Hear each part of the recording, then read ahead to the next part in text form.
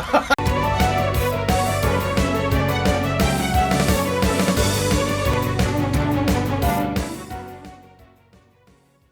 it going, team? This is the Brown Man. Dude, I fucked up.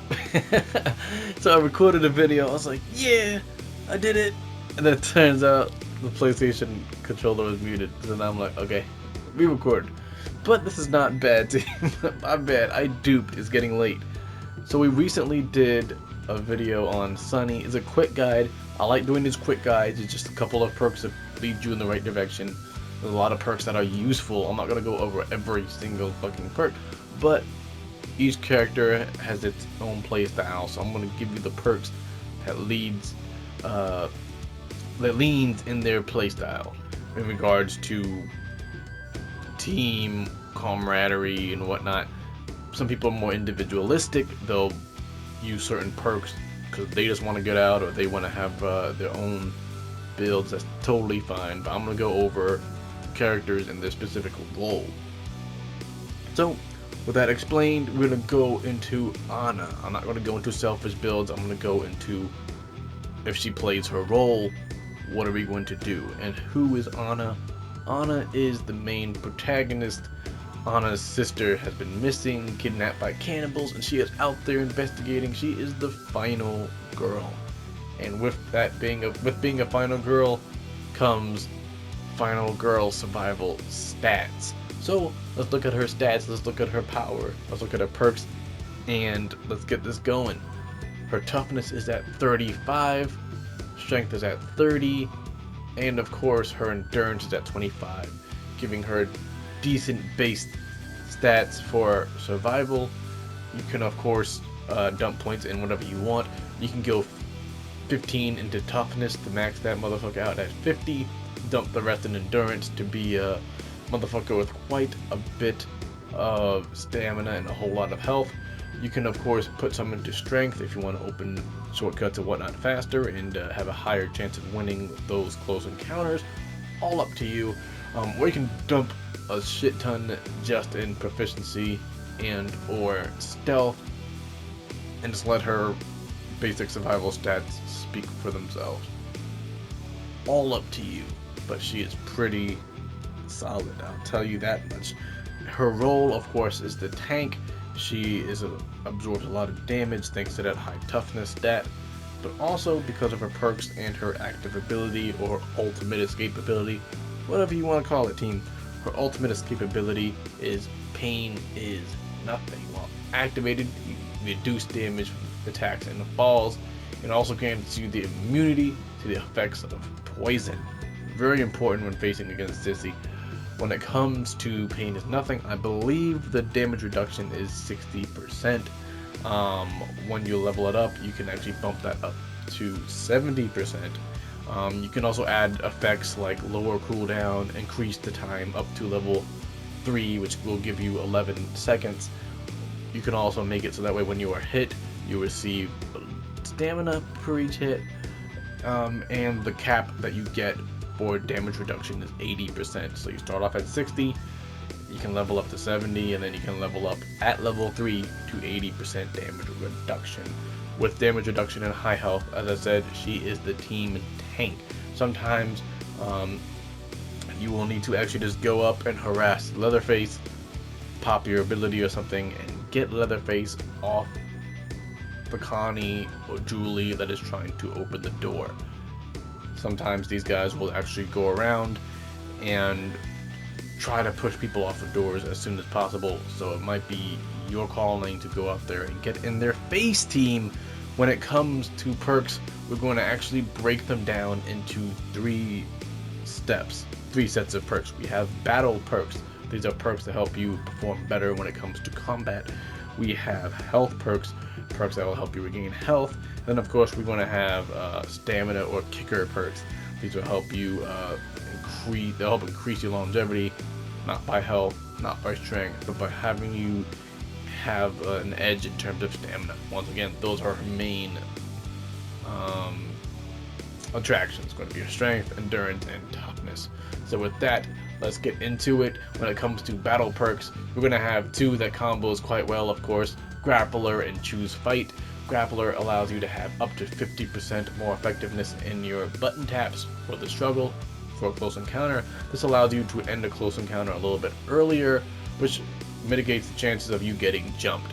If you are in a close encounter and the family has backup, that backup will instantly kill you. So you want to end those as soon as possible. You can invest in strength and have grappler, or you can have grappler work for you just by kind of supplementing, kind of being a pseudo strength invest on your end by giving you an edge in the 1v1. And of course, when you stab someone or you win a close encounter, you can also have choose fight activate, allowing family members to be stunned for 5 seconds longer. Those are pretty decent fight perks, of course. Another one that's going to be a bit of working out is not bad, but typically it is inferior to grappler in terms of 1v1. If you want to open stuff faster and whatnot, then of course choose fight will allow you to put 13 points in strength, and then the 7 points from that perk will max you out to help you break out and do things a little bit faster, if that is your calling. Another thing is actually going to be, we'll say, bad blood. If you die, whoever killed you deals less damage. But of course, you want to live it for as long as possible. Bad blood might not be the call, but if you are suicidal and you know you are suicidal, bad blood might not be too bad for you. Okay. Next up, we're actually going to go into some health perks here. As I said, she's very straightforward. She goes in, she harasses, that's it. So we're just going to go into those basic perks. It's going to be another combo here. It's going to be bounce back better and extra drip. When it comes to bounce back better, you will receive 40% more health at level 3, of course, when you're healed with a healing item. This stacks, of course, with extra drip. After using a healing item, you will receive health. You will continue to receive health for 8 seconds, 10 seconds, or 12 seconds in 2, 4, or 6 HP increments. Those two together will give you a very large HP pool. And of course, extra drip will help. Once again, it'll help you heal more from those little healing shits. There's going to be little healing shits and big healing shits. You take a big healing shit that might be for later in a match or something. But the healing stuff, that carries you a little bit far with extra drip. Not bad perks at all. But of course, stacked together, you're going to be an HP pool monster. Okay, next up, of course, you're going to have full hearts. While below 25% health, all healing items within 25 meters are highlighted. If you have issues finding it, full hearts is going to be your thing. And of course, high tolerance for Sissy's poison, if that is your go-to. You can also have tourniquet if you don't want to bleed out. After consuming a health item, you don't bleed out. This is good for those moments when when your condition deteriorates, you're gonna start bleeding out. Tourniquet will help you stave that off quite a bit. And tougher stuff, of course, is the tough stat boosting perk, if that is something that you want to do. Next up is going to be our stamina perks. Our stamina perks is going to affect us, or it's going to affect the enemy. When it comes to some of the stamina perks here, of course, we're going to have Fight Back. Fight Back is going to be the perk that affects your enemy. After surviving a close encounter, the family member will have 50% stamina regeneration reduction for 30 seconds, allowing, especially if they did quite a bit of running to catch up to you, they're going to get that stamina back a little bit slower. Pretty solid here. When it comes to Empowered, that's going to be something that's a bit of a mixed perk. Empowered, after surviving a close encounter, you'll gain 10 health points and 50 stamina. And just going into a little combo here, there is a perk called Last Ditch Effort. Last Ditch Effort, when your health is below 30% max, you will automatically equip a Bone Scrap. Of course, you need an empty slot, but it has 5 uses. If you use Empowered, and you keep going over that threshold, get a little hit, go under that threshold, you will keep equipping a fucking bone scrap, and you can keep scrapping and get a little bit of regen at a time, which isn't bad. You can actually walk away, take a couple hits, and then stab again, and then keep doing that until your stamina recovers. You do not regain stamina while in close quarters combat. It's not Evil Dead. You don't get that shit during a cutscene. Should be a little bit mindful. Okay, and that be that in terms of the fucking. Once again, she is very straightforward. You want stamina, you want toughness, you want strength, you want something to help you out. Take hits, give hits, or be distraction.